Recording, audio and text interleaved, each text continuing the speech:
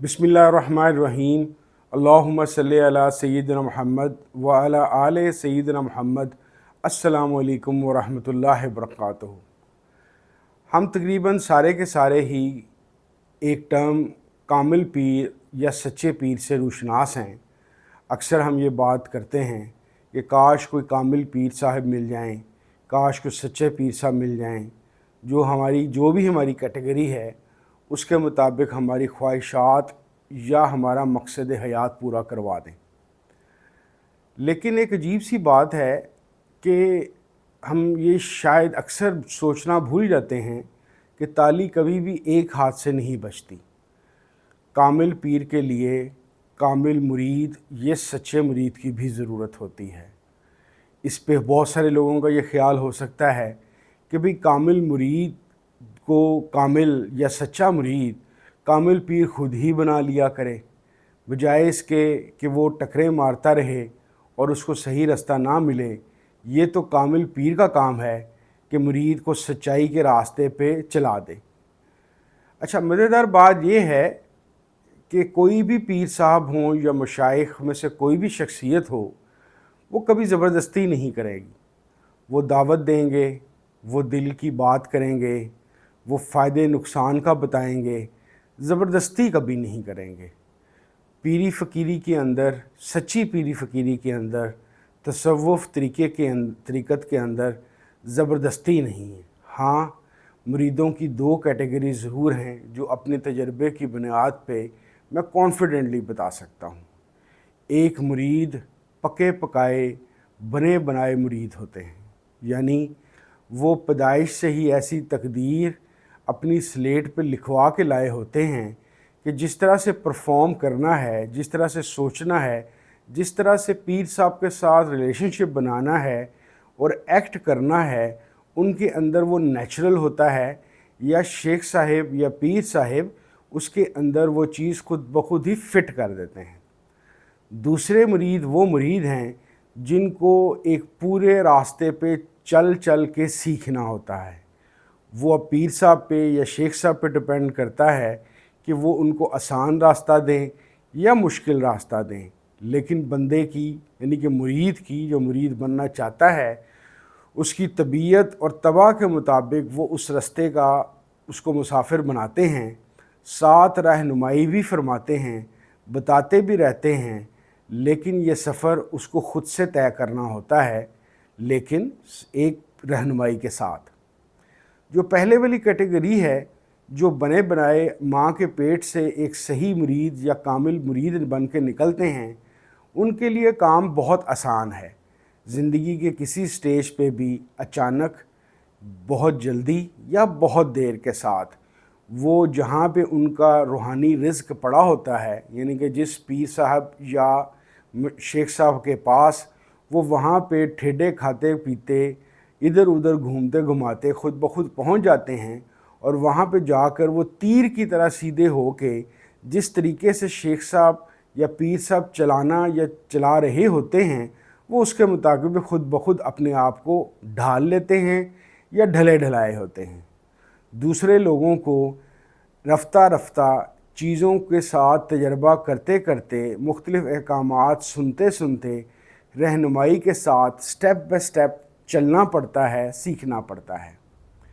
आप बहसीयत मुरीद किसी भी कैटेगरी के हों, मैं हमेशा तीन ही कैटेगरीज़ की बात करता हूँ, अब तो आपके इल्म में होगा। एक वो जो सबसे बड़ी तादाद है, मेन परसेंटेज है, जो दुनियावी मकासद और हसूल के लिए मुरीद बन रही है या बनना चाहती है या बन चुकी है, या वो लोग जो राह हक़ के मुतलाशी हैं, या वो एक बहुत कम परसेंटेज जिनको इल्म का टीका लगा होता है और वो उस टीके की दर्द की दवा इस तरह से ढूंढ रहे होते हैं कि अपने जहन में कलबलाते बेशुमार सवालात के लिए उन्हें किसी ऐसे कामिल पीर या शेख की ज़रूरत होती है जो उनको सेटिस्फाई कर सके, जो उनको उनके सवालात का जवाब दे सके। गर्ज़ के कैटेगरी जो भी हो, मुरीद मुरीद ही कहलाएगा और उस पर बाज़ असूल लागू होंगे। उन असूलों के बग़ैर या उन स्ट्रक्चर के बग़ैर वो अपनी किसी भी कैटेगरी का मुसाफिर हो, उसको कभी भी हासिल नहीं कर सकेगा। मेरे ख़्याल के मुताबिक کسی بھی مرید کے اندر جو سب سے پہلی اور سب سے لازمی چیز ہے وہ تابع داری ہے۔ تابع داری ایک ایسی چیز ہے کہ جب آپ چاہے کسی دنیاوی علوم کے اندر بھی کسی یونیورسٹی، کالج، سکول میں پڑھ رہے ہوں، یہ وہ وصف ہے جو ہمیں وہاں بھی چاہیے ہوتا ہے۔ کبھی بھی ایسا نہیں ہو سکتا کہ شاگرد اپنی منمانیاں کرتا رہے، کوئی بات نہ سنے اور کچھ سیکھ جائے، یہ ممکن ہی نہیں۔ پیر مرید کے ریلیشن شپ کے اندر یہ معاملہ کچھ زیادہ سینسٹیو اس لیے ہو جاتا ہے کہ مریدی اپنے پیر یا شیخ صاحب کی اس لیے اختیار کرتا ہے کہ اس کو اللہ اور رسول کریم صلی اللہ علیہ وسلم تک پہنچنا ہوتا ہے، چاہے وہ دنیا کا مقصد ہو، چاہے وہ راہ حق کی تلاش ہو، چاہے سوالوں کا جواب ہو۔ کسی بھی صورت کے اندر اس کا جو آبجیکٹو ہے وہ اللہ رسول صلی اللہ علیہ وسلم تک پہنچنا اور ان کے ساتھ اپنا ایک تعلق قائم کرنا ہے۔ تو یہ جو ایکسٹریم چیز ہے، اس ایکسٹریم چیز کی وجہ سے جس پہ ایونچولی جا کے اس نے تمام منازل طے کر کے آخری منزل یعنی کہ اللہ کا بندہ بننا ہے، اللہ کا سچا غلام بننا ہے، یعنی کہ مسلم بننا ہے۔ مسلم جس کا مطلب ہو ہے سبمٹڈ ہے، جو اپنا آپ اپنی ول سبمٹ کر سکے، تو اس کی پہلی تربیت گاہ شیخ یا پیر ہوتا ہے کہ جس کی تابع داری سے وہ فرما برداری کے اصول اس طریقے سے سیکھتا ہے کہ جس کی وجہ سے وہ رسول کریم صلی اللہ علیہ وسلم کی درگاہ یا دربار میں جب پہنچے تو باادب ہو، فرما بردار ہو۔ رسول کریم صلی اللہ علیہ وسلم کے بعد مہربانی سے جب وہ اللہ تعالیٰ کا قرب حاصل کر لے تو فرما بردار ہو، تابع دار ہو، تمیزدار ہو۔ تو آپ یوں سمجھ لیجئے کہ کوئی بھی شیخ کسی مرید کی پہلی سیڑھی ہے تمام اخلاقیات، معاملات اور عبادات کو سیکھنے کے لیے، اپنے آپ کو تیار کرنے کے لیے۔ تابع داری کے بعد دوسری چیز جس سے بہت سارے مرید سنبھل بھی جاتے ہیں اور بہک بھی جاتے ہیں وہ ہے مقصد، فوکس، وجہ، آبجیکٹو۔ کسی بھی مرید کے لیے یہ پتہ ہونا اس کے لیے بہت ضروری ہے کہ اس کو تینوں مقاصد میں سے کون سا مقصد چاہیے۔ کیا وہ صرف پیر صاحب کے حضور پیش ہوا ہے اللہ تعالیٰ سے کوئی چیز حاصل کرنے؟ کیا وہ راہ حق کا متلاشی ہے؟ کیا اس کو اپنے چند سوالوں کا جواب چاہیے؟ یہ اس کے لیے کلیئرٹی ہونا بہت ضروری ہے۔ لیکن یہاں پہ ایک مسئلہ آ جاتا ہے کہ جن شخصیت کے پاس وہ گیا ہے، جس کو وہ پیر یا شیخ سمجھ رہا ہے، اور اگر وہ ہیں بھی اور ایک سچے پیر اور سچے شیخ ہیں، تو ان کی تو زندگی کا مقصد نہ کوٹھی کاریں ہیں، نہ بنگلے ہیں، نہ بے شمار اولاد ہے، نہ آسائش زندگی ہے، یا دنیا کو دلہن بنا کے رکھنا ہے۔ ان کی تو اپنی زندگی کا جو مقصد ہے وہ اللہ رسول صلی اللہ علیہ وسلم کی تابع داری اور ان کی فرما برداری میں اور ان کی محبت میں زندگی گزارنی ہے۔ تو یہاں پہ بعض دفعہ ایک کنفلکٹ آ جاتا ہے کہ اگر پیر صاحب بندے کو اللہ کی طرف لے کے جانا چاہ رہے ہوں اور بندہ 2 گاڑیاں اور 1 کنال کے گھر سے آگے نہ جا رہا ہو، تو اس کے اندر وہ فرما برداری بھی نہیں آتی اور وہ فوکس بھی نہیں آتا۔ بعض پیر صاحبان یا شیخ صاحبان بہت نرم دل ہوتے ہیں، بہت شفیق ہوتے ہیں۔ وہ کسی بندے کے ساتھ، کیونکہ ان کی سرشت میں ہی زبردستی کرنا نہیں لکھا ہوتا، تو وہ بہت سارے ایسے لوگ جو وہاں ان کے پاس دولت یا دنیا کی کوئی بھی سہولت لینے آتے ہیں، وہ ان کو دے کے چلتا کر دیتے ہیں۔ وہ ان کو دعوت ضرور دے دیتے ہیں، بتا ضرور دیتے ہیں اللہ تعالیٰ کے متعلق، رسول کریم صلی اللہ علیہ وسلم سے تعلق کے فائدوں کے متعلق، ان کی قربت کی آسانیاں کی متعلق، ان قربتوں کی خوشگواری کے متعلق، لیکن اس کو زبردستی نہیں کرتے، اس کو ایٹ ہز اون کر کے فلائی اوے کروا دیتے ہیں، یعنی کہ اس کو کہتے ہیں کہ جا تو اپنی مرضی سے اڑ لے۔ اب یہاں پہ اگر آپ کو اس کیٹیگری کے اندر 2 طرح کے لوگ ملیں گے۔ ایک وہ لوگ جن کو ایسے پیر صاحبان ملے جن کو دنیا چاہیے تھی، دنیا مل گئی، یا کچھ سوالوں کے جواب چاہیے تھے، وہ مل گئے۔ اس کے بعد وہ یہ نہیں جاننا چاہتے یا اس رستے پہ نہیں چلنا چاہتے کہ قربت الہی کیا ہے، रसूल करीम सल्लल्लाहु अलैहि वसल्लम से कुर्बत, मोहब्बत, ताल्लुक़, उनको देखना, उनसे बात करना कि क्या मज़े हैं और क्या उसकी रंगीनियाँ हैं। बस वो अपना मकसद पूरा करते हैं और वहाँ से चले जाते हैं। असल गड़बड़ वो मुरीद करते हैं कि जिनके फ़ोकस में कन्फ्यूजन होती है, यानी कि बैक वक्त वो कभी अपने पीर साहब या शेख साहब से शदीद दुआ मंगवाते हैं कि मुझे दुनिया मिल जाए, और उसी लम्हे उसी वक्त वो अल्लाह रसूल की कुर्बत भी चाह रहे होते हैं। और सबसे बड़ा मसला उनके साथ ये होता है, जिसकी वजह से वो सच्चे या कामिल मुरीद बनने का सफ़र सही तौर पे तय नहीं कर पा रहे होते, कि वो बज़िद होते हैं कि मुझे अपने तरीके, अपनी ख्वाहिश, अपने सलीके से ये दोनों चीज़ें चाहिए। वो ये बात भूल जाते हैं कि इस मैदान के उस्ताद रहबर उनका पीर या शेख साहब हैं।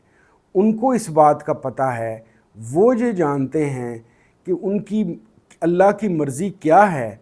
क्या ऐसा तो नहीं कि इसको ज़्यादा दुनिया या दौलत दे दी जाएगी, ये अल्लाह रसूल को भूल जाएगा, या ये ऐसी कैटेगरी का बंदा है कि इसको दुनिया मिलेगी तो ये शुक्रगुजारी के तौर पे अल्लाह रसूल सल्लल्लाहु अलैहि वसल्लम की तरफ चल पड़ेगा।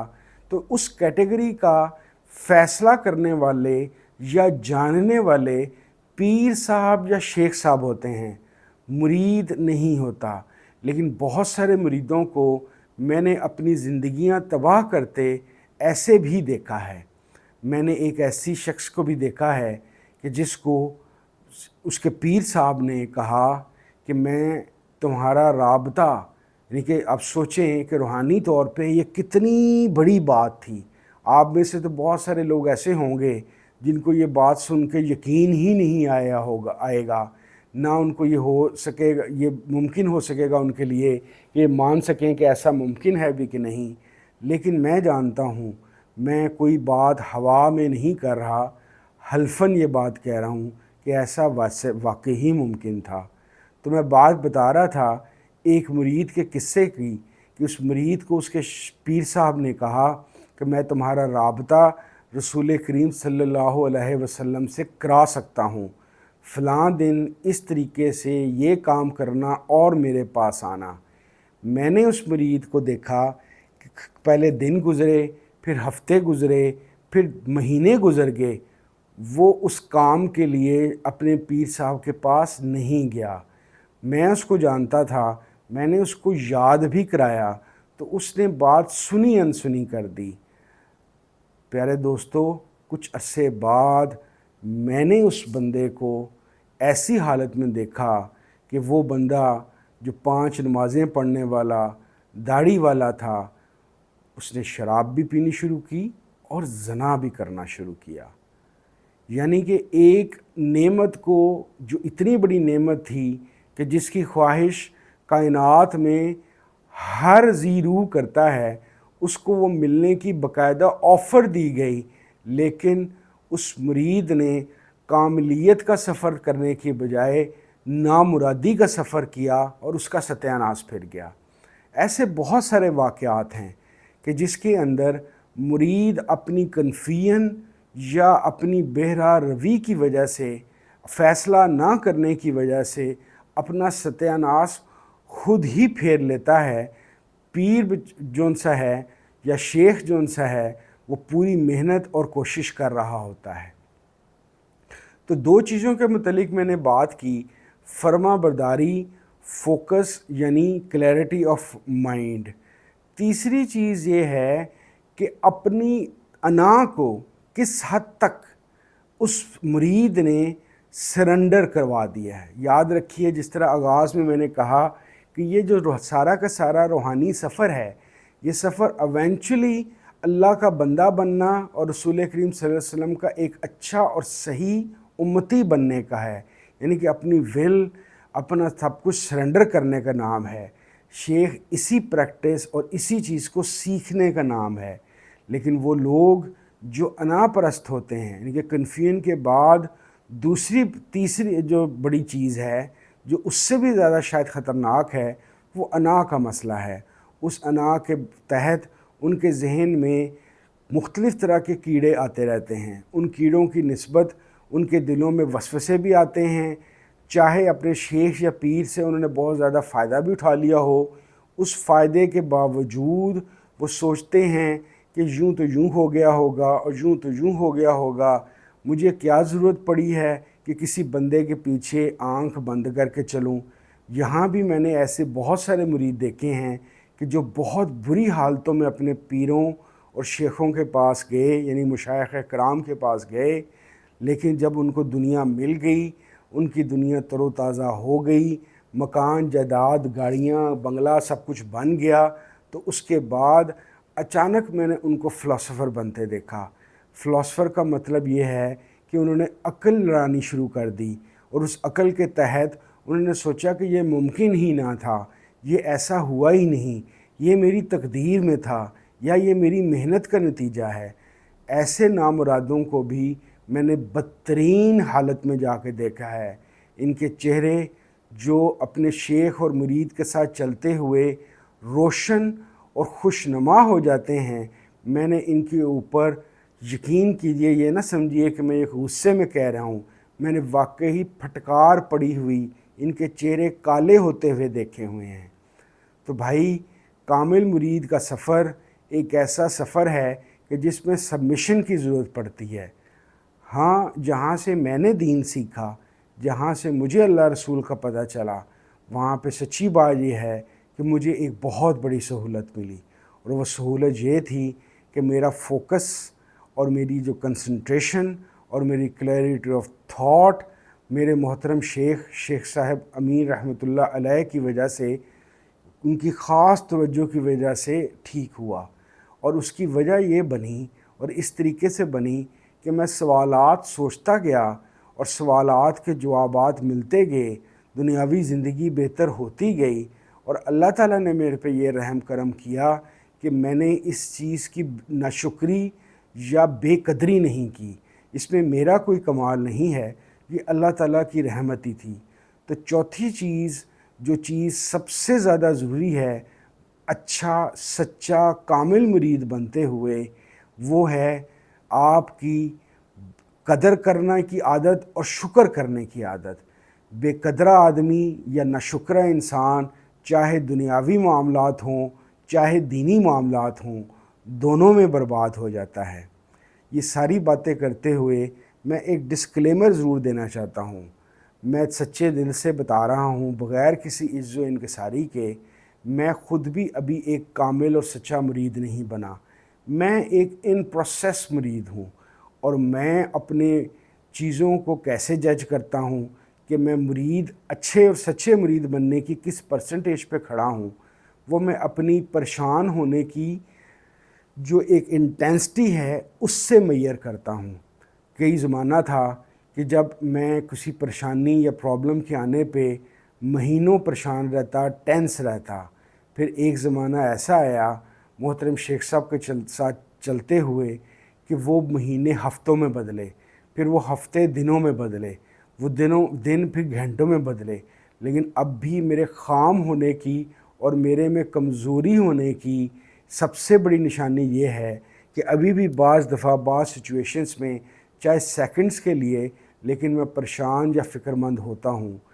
اس سے میں یہ نشانی دیکھتا ہوں کہ مجھے ابھی بھی پوری طور پہ، کلی طور پہ اللہ تعالیٰ کی رحمت کے اوپر پوری کی پوری پریکٹس ہونی میری شروع نہیں ہوئی، کیونکہ میں یہ سمجھتا ہوں جو سچا اور کامل مرید ہوتا ہے وہ اپنے شیخ یا پیر کے ذریعے اللہ کریم سے ایسا جڑتا ہے کہ اس کو اللہ تعالیٰ کے رحیم ہونے کی اور مکمل رحمت ہونے کی اور رسول کریم صلی اللہ علیہ وسلم کے رحمت للعالمین کا اتنا پریکٹیکلی اور سچا تجربہ ہو جاتا ہے کہ دنیا کائنات کی کوئی پریشانی اس کے لیے کوئی پریشانی نہیں رہتی۔ بہت شکریہ۔ السلام علیکم ورحمۃ اللہ وبرکاتہ۔